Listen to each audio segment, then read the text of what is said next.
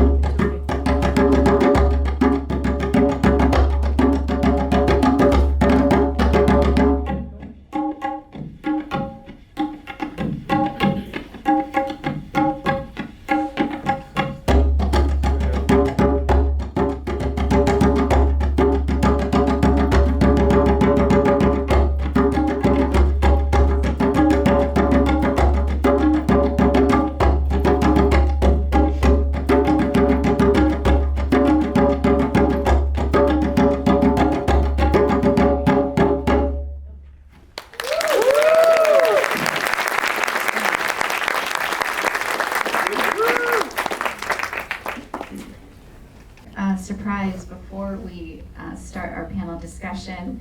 Thanks to our friend Divakar Shukla, who's a friend of many, many Charlotteans, we were able to get a special message from Sarita Chowdhury, who gave a very memorable performance as Mina.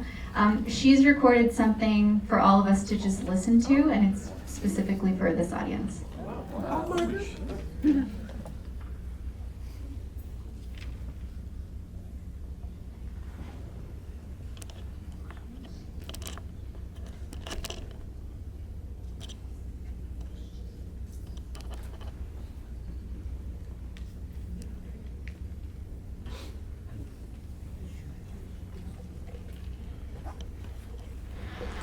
Hey everyone, it's Sarita Chowdhury here.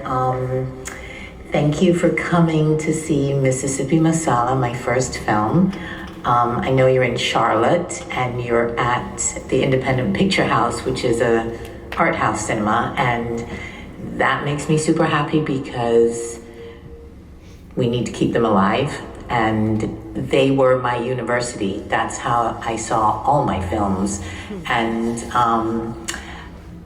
And also this month is AAPI Heritage Month. So all in all, this is an important day, and I really appreciate it.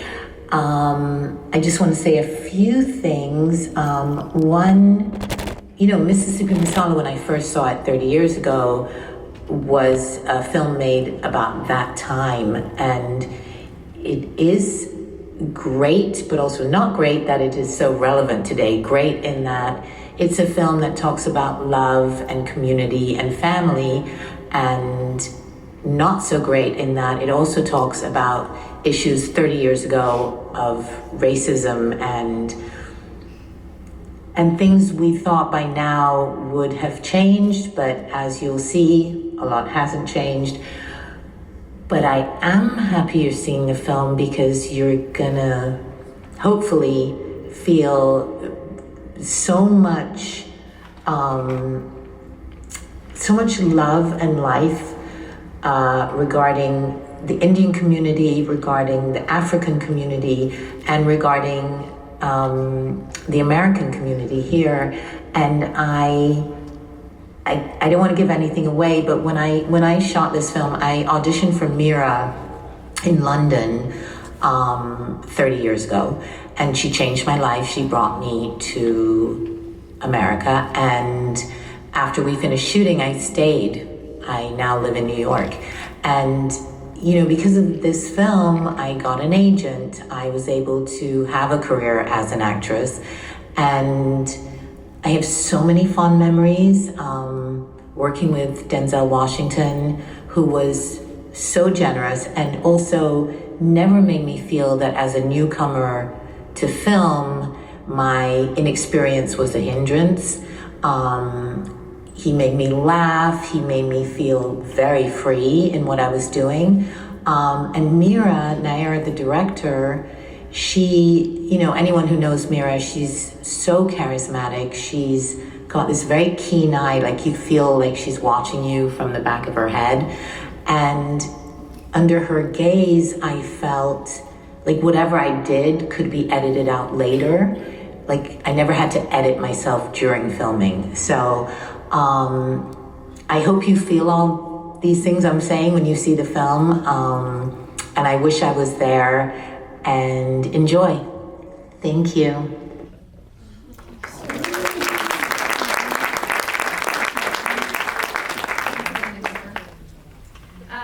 Green. She's right. Can you hear me? Mm-hmm. Okay. More than 30 years later, this film is very much alive and continues to resonate deeply with so many of us. And it's not just nostalgic, it's personal and it's current. So tonight we'll get a chance to explore so many aspects of the film, from the cultural impact to its extraordinary filmmaking, to the remarkable people that are with us in the room that have a personal connection to the making of the film. So I'm thrilled to be joined by this incredible group. I have lots of notes. I have a professional and personal introduction for each of you. Okay. Rodney Stringfellow, right here, is a screenwriter, a filmmaker, an educator. He's the director of film studies at UNC Charlotte. He has written for Nickelodeon, PBS, Disney Channel, BBC, Sesame Workshop, and he's nominated for 3 Daytime Emmys. And Rodney is a fellow board member here at the Independent Picture House and someone that I admire deeply. Thank you for being here. Dr. Anar Parikh is a Charlotte native. She has a PhD in cultural anthropology. She serves as a policy manager at Asian Americans Advancing Justice in Atlanta. And she's also my baby cousin, who I look up to, very much so.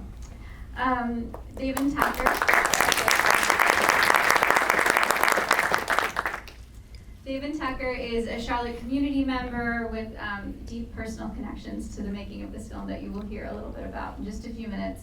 But we go way back because my parents lived in Jackson once upon a time. I happened to get married there. And he and Aparna Auntie quickly became dear friends of the family and invited and welcomed our family into the community there.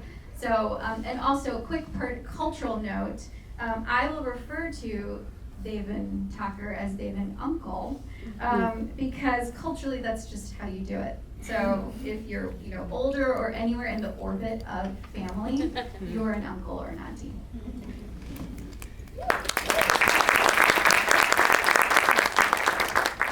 So Deven Uncle, let's start with you. Oh boy.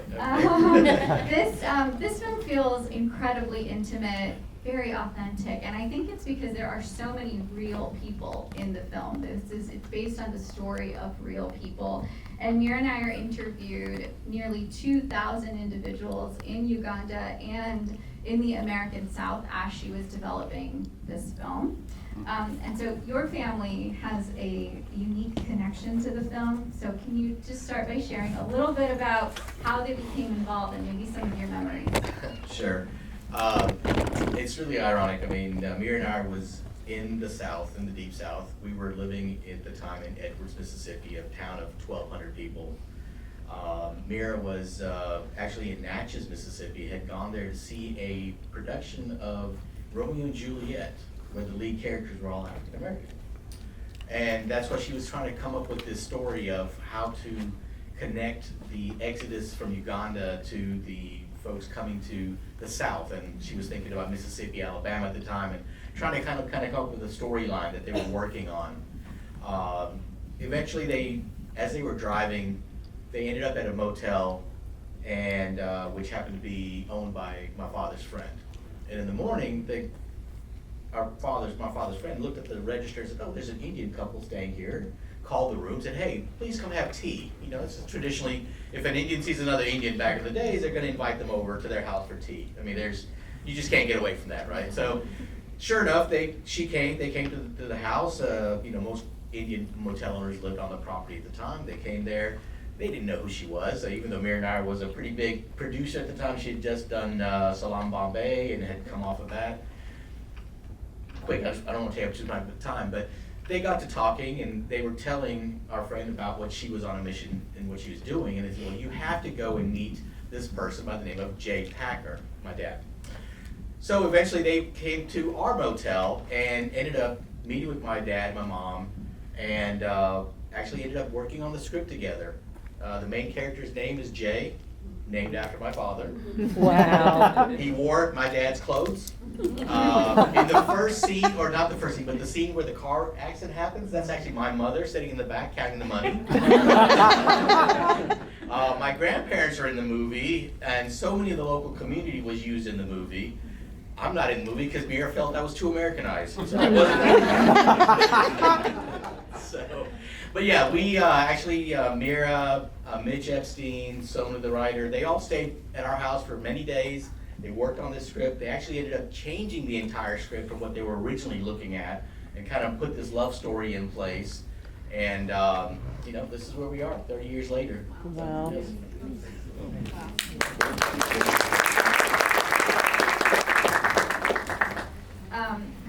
Her choices as a filmmaker appear seamless. but they are intentional and they are bold. As you just mentioned, she in her first film, Salam Bombay, she worked with non-actors, and she continued that work in this film, especially with Sarita being a first-time actor, against really trained actors, and somehow keeping that level of performance on one level, and very relatable, and it creates this unique energy on screen. And I just heard, another creative choice that she used with Ed Lockman, her cinematographer. They shot on film, and they shot Fujifilm in Uganda and Kodak in Mississippi. And Fuji was to bring out the greens and the lush landscape, and to create a very distinctive voice in space. So, Rodney, as a filmmaker, in addition to these creative choices, the film balances romance and family drama and race and comedy, and so without feeling so heavy-handed. Why do you think that works? It works because she is a brilliant filmmaker, and she's telling the truth, and the truth incorporates comedy. The truth incorporates trauma and drama and horror, and she weaved it all together magnificently. And I just have to say, I'm so thrilled that you showed this film. I loved this film from the moment I saw it. 30 years ago, I can't believe it, but yes, it's been a minute. But it speaks so loudly to so many people because she's telling the truth. And one of the important things about her and this film is it's telling a story that, for me personally, I never knew it. To hear a story from the American South, where my family is from, I did not know this story. I did not know the story of Idi Amin in Uganda, and I did not know it. And so the fact that she boldly told a story that most of us, or a lot of the audience, did not know, I have to give her credit for, and that she told the truth. And the truth, our lives are filled with people who are comic, and there are love stories, and there's tragedy, and she told the truth. I love that. And Anar, with that truth, one of the things that stuck with me as we watched the film is that in addition to the love story, which is incredibly captivating, there are bigger forces like migration, displacement, race, family. So as someone who spends a lot of time thinking about how people's histories and stories shape who they are, and are shaped by systems, what do you think that Mira Nair does that makes that work? What does she get right? It's on. Sorry. Yeah. Yeah, no, I got it. Thank you. So first of all, I just want to express what an honor it is to be here tonight. I'm a little weepy, I think. I grew up in Charlotte with Setu in the 1990s and early 2000s, and I think at that time it would have only been a pipe dream to have this type of conversation in an independent movie theater with so many people we know and so many people we don't know. And she said she admires me, and it's extremely mutual. Setu was probably one of my first intellectual peers. And, we, like Deven and Uncle, come from a family that has lived in the American South for almost the entire time that we have lived in the United States. So it's very surreal as someone who ran away from the South for so long only to come back. The film opens in 1972 in Uganda with the Loha family, and Indians living in Uganda during the 20th century were largely Gujarati business people who came as a part of British colonialism, but then stayed. And I think the movie is in the ways that a great deal of fiction is both fictional and non-fictional. You know, Deven Uncle talked a little bit about the Mississippi side, but you know, we all so many of us might have heard from Zoran Mamdani's campaign in New York City. Mira Nair is his mother, and his father is Mahmoud Mamdani, a social and cultural anthropologist who was born in Uganda to parents who were born in Tanzania. So, you know, for the Loha family, Uganda is the only home that they really have ever known. And at the same time, you know, grappling with a variety of social and political realities that are very complicated. Mahmoud Mamdani also was a part of the civil rights movement as a student in the US in the 1960s. And I think, you know, what fiction does, I also, if anybody who's known me since I was a young child, I have been a voracious reader of novels. And something as an anthropologist that I think about is how do you take a social and political reality and turn it into a story that's about real people? And I just read I'll try to get through this quickly, but An American Marriage by Tayari Jones, where she talks about having this idea, again, like Deven Uncle talked about, for a novel about incarceration, but needing a family or people whose story would animate that. And I think that's what, and it kind of sits together what both Deven Uncle and Rodney talked about in terms of taking something that's true, but also extremely specific and making it feel universal.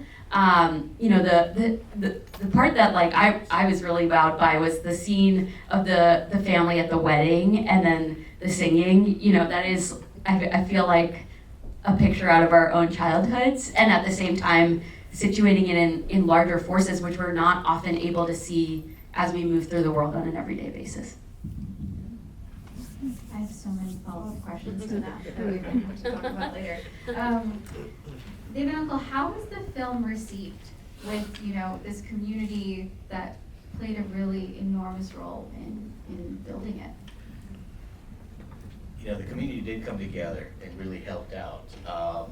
All the community came out to provide costumes, you know, from their own closets and jewelry, and cooked for the crew, you know, and just took care of everybody. It was a very small community at the time.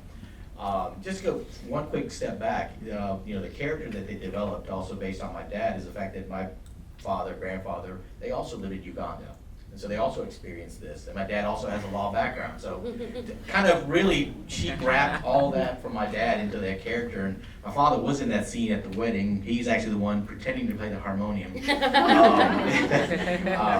But the community, while they liked being part of this film, they were still taken back. They really did not accept the storyline. So yes, there was some that were okay with it.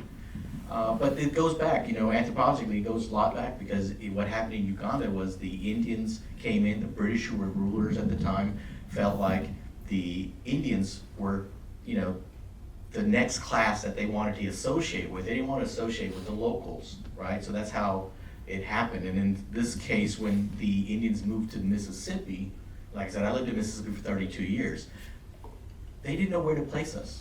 Right? There was the white community, and then literally in the town I lived in, there was a railroad, and the black community lived on the other side, right? They didn't know where to put this one brown boy that moved to town of 1,200 people. But I was friends with everybody because I moved there from California. I knew no different, because in California, growing up in Palo Alto, everybody was everybody. So, but going back to your question, sorry, but the community was kind of torn in half. They really did not think this was a movie that they really wanted to back and support when they finally saw the actual story.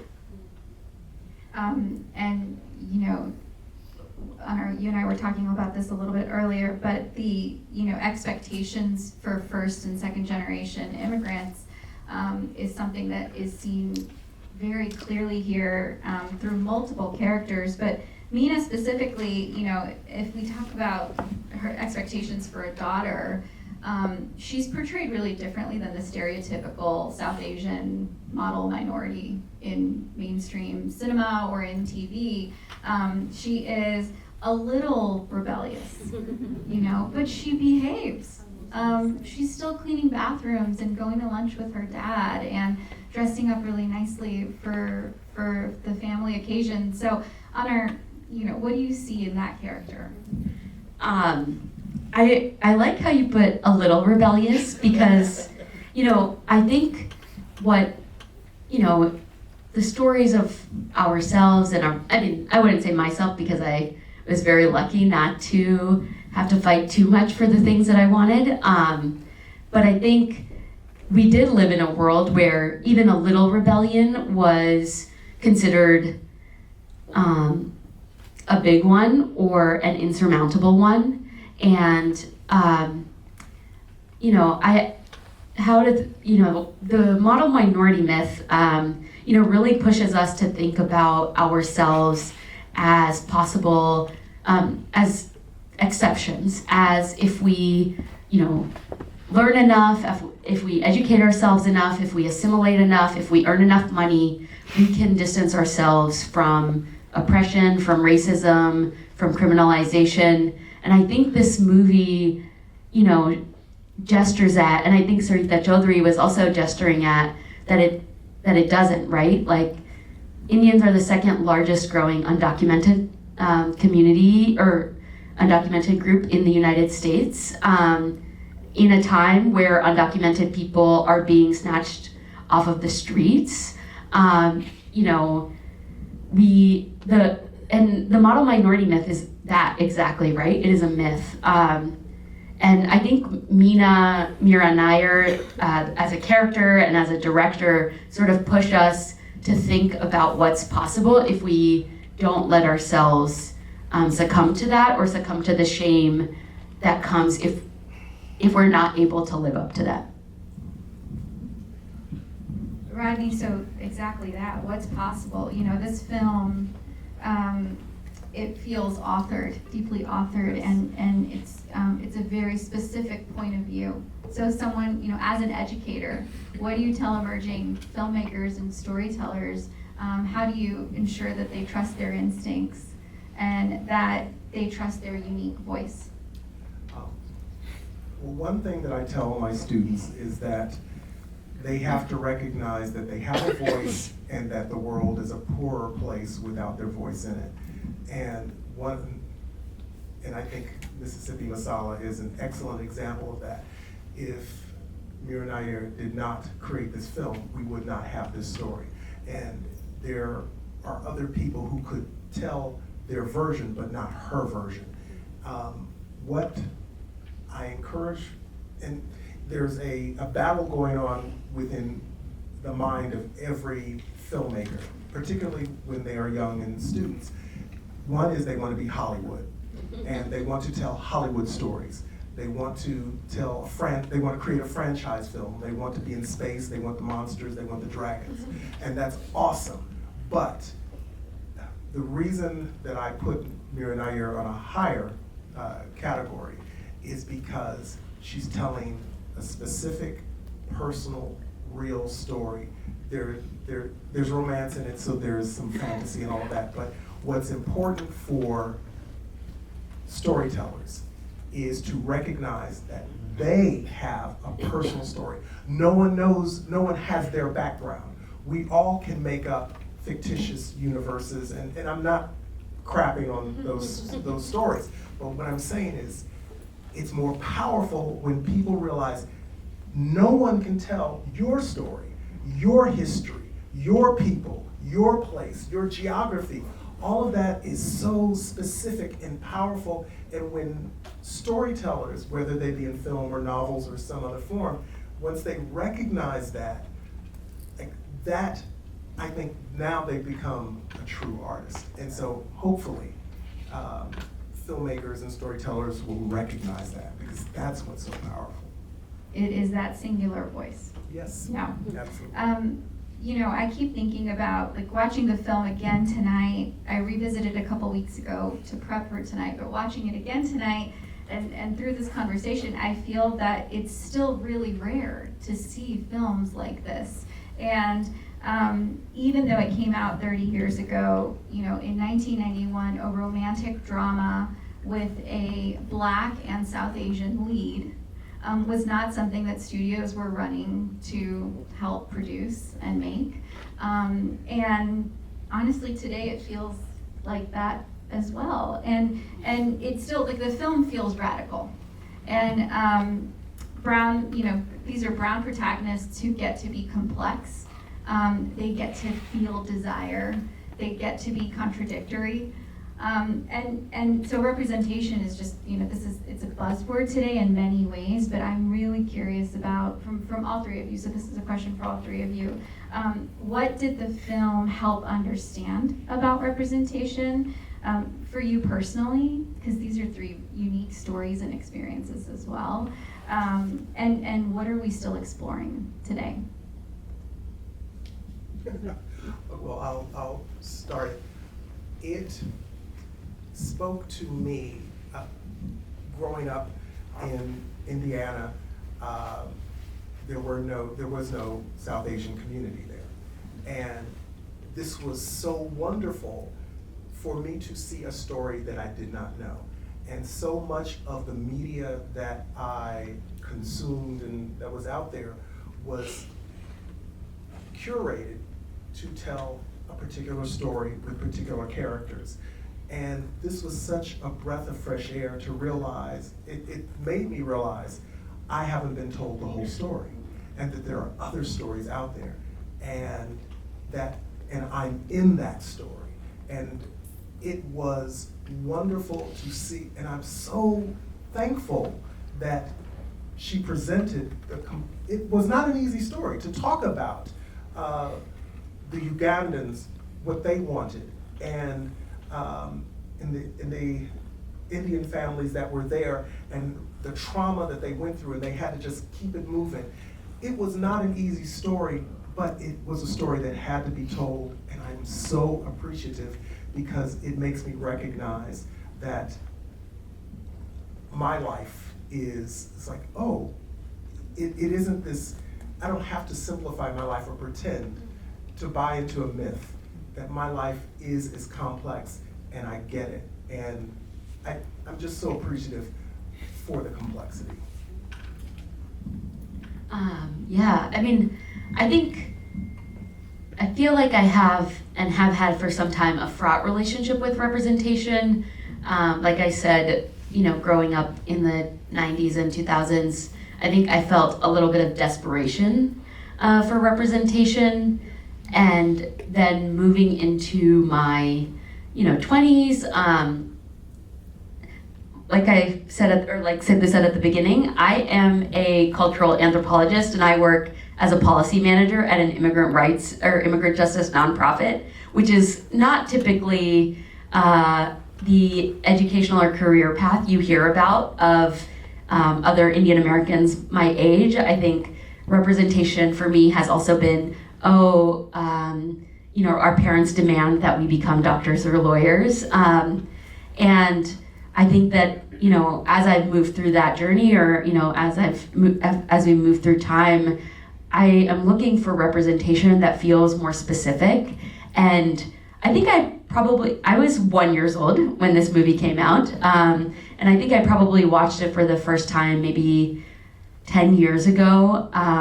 But watching it again yesterday in preparation, I forgot that they're speaking in Gujarati, right? Like that there's glimpses of this language that is my language in this film that is also about such specific people in such a specific time and place.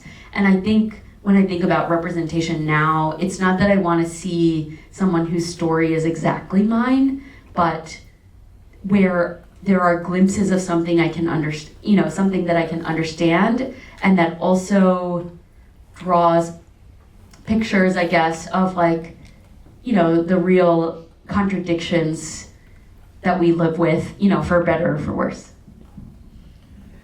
That's true. So really quick, I just want to go back to one point about the movie, and it almost did not get made. So going back to culturalism, Ben Kingsley was initially selected to be the dad.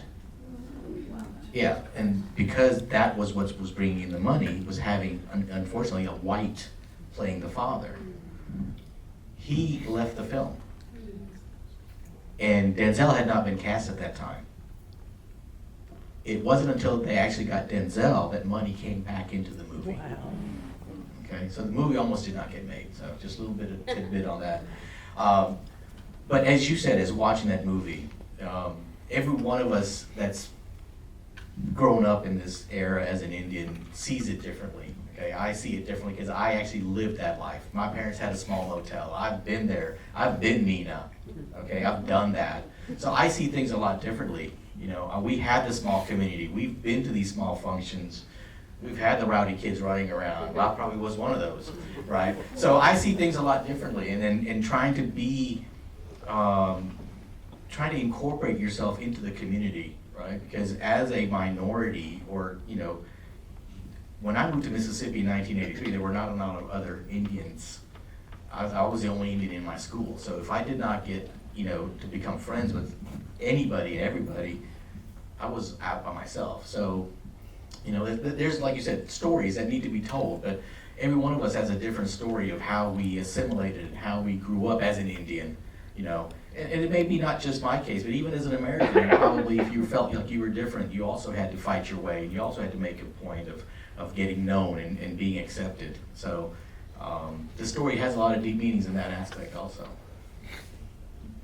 Thank you.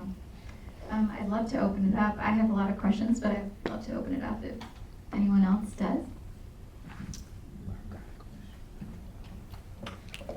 I don't know. Oh, I got it.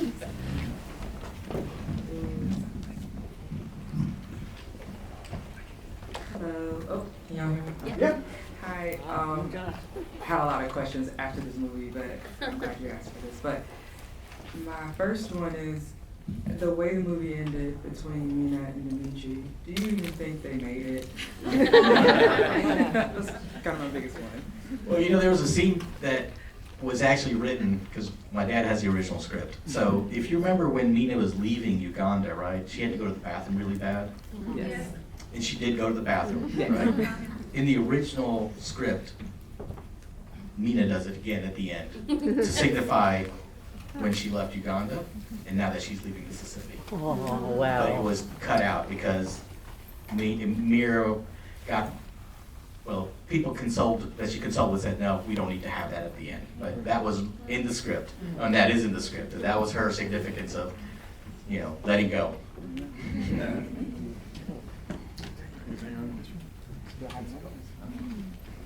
Thanks, Fred. But to your point, I think they did make it, you know, I think I they agree. had- I agree. Yeah. I think they probably had commercials on TV for their carpet cleaning service. Yeah, I've heard somebody else ask Mira Nair that question as well, and she said she also is like, you know, that's up to you. It's not a question she wanted to answer, but she talked about how she thought it was fraught and that they were off again and on again, and then maybe. I know that this is kind of a controversial topic, but there's, you know, trending right now, a lot of these Wasians meet up, which is white and Asians. And then there's critique about, well, what about Malaysians, right? And then, so we at the Carolina's Asian Chamber of Commerce, like, we wanted to also explore that there, we've had comments where we were tabling and people didn't want to approach us because there were African Americans sitting at our table. But I mean, he's Filipino, African American. Can you kind of maybe talk about what type of trends that you think are happening, or like, you know, like there's still racism basically, and just like kind of touch on that and how like you feel about the trends that are happening now and how, you know, the African American and Asians are still, you know, not, it's still there. Or I think this one's for you. Yeah. Yeah, I mean, it's really complex, right? Because I think one of the things about the model minority myth is that it requires us to embrace or align with our proximity to whiteness rather than to our shared experiences of, loss and struggle and displacement with other people of color. And I think that we each have like each individual person and, from the like specific places and communities we've grown up in, different ways that we try to navigate that. And it's not perfect, for folks who are, Asian and white for whatever reason. It's not, we don't choose our circumstance. We don't, choose our circumstances, but we choose what to do with our circumstances. And I think that there's like fair reason for someone who's Black to, approach Asian folks with caution, just based on, the history of Asian folks inflicting violence on Black people in the U.S. In particular, business owners and motel owners, like the ones that we see in the film, and at the same time to like think about how we can be in solidarity. I don't think there's an easy answer. As far as trends, at risk of talking too much about my personal life, I thought about this a lot as someone who, is getting married in October, and my partner is, yes, very exciting. But my partner is Gujarati, and I don't think that I thought that I'd ever be with, that I'd ever have a Gujarati partner, partly because I have, followed this life of, being in academia and in nonprofit spaces, and I think, something that this movie pushes us to think about is like the idea of what is home. And home, I think, to borrow a phrase from the poet Safia El-Hillo, home is not a country, but home is the people who make you feel at home. And I think what Mira Nair and Sarita Chaudhary and Denzel Washington show us is that like it's about who you find home with. And then I think from there, how do we move through the world with, the people in our lives, and not just our family, but the people who are not our family as well. I think we have time for one more question from the audience. Oh, Antonio. I guess this will be an easy one. I knew about what happened with Idi Amin, but I'm curious as to with Indians that were brought in under English colonial rule. Did they come from Gujarat, or did they come from a variety of areas in the continent of India? I think a lot of Gujaratis were part of this, but yes, a lot from different parts of India. I mean, this is not just in one issue. They were taken to a lot of other areas. I mean, there's a lot of history that has not been really portrayed out there. I mean, there were Indians that were here that came to work on the railroads. And they had issues with the Asians who had also come to work on the railroads. There were riots in Seattle where Indians were killed. They were sent back. They lost land that they had. So there's a lot of history that has not been taught. And I actually wrote a little paper on that, but we need to make a movie on that. So, but you're right. It is a story that's untold and it may need to be told.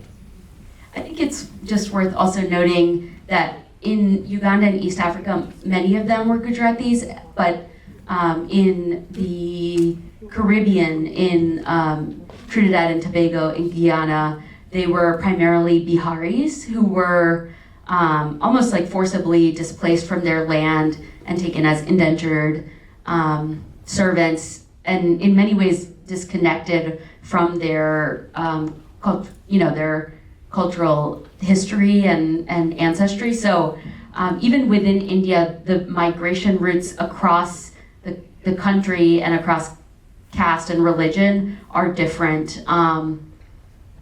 even within British colonialism. Yeah.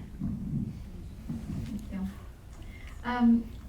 Well, for those of you again who are here for the first time at the Independent Picture House, we have events like this all the time, and we're really interested in doing a lot more like this with our community, of bringing really different people together to explore incredibly complex ideas and questions.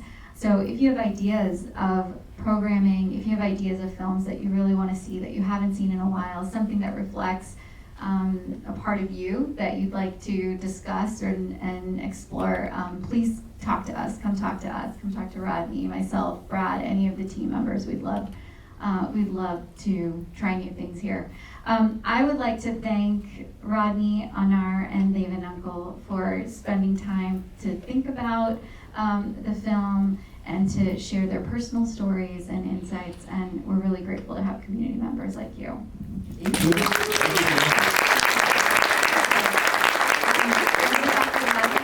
Thanks to him and some of our advocates here for spreading the word and bringing folks here for the first time.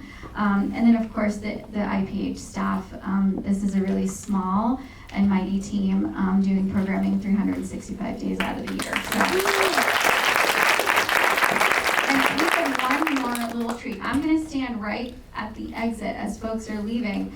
But Mira Parikh, who is the head of the Mississippi Film Office, got, she saw our Instagram post about doing this event. She was so excited that she mailed a box of Mississippi Film Office gear, like merch, pens and fanny packs and books and so if you want anything, come and take it. It's a little gift to remember this event.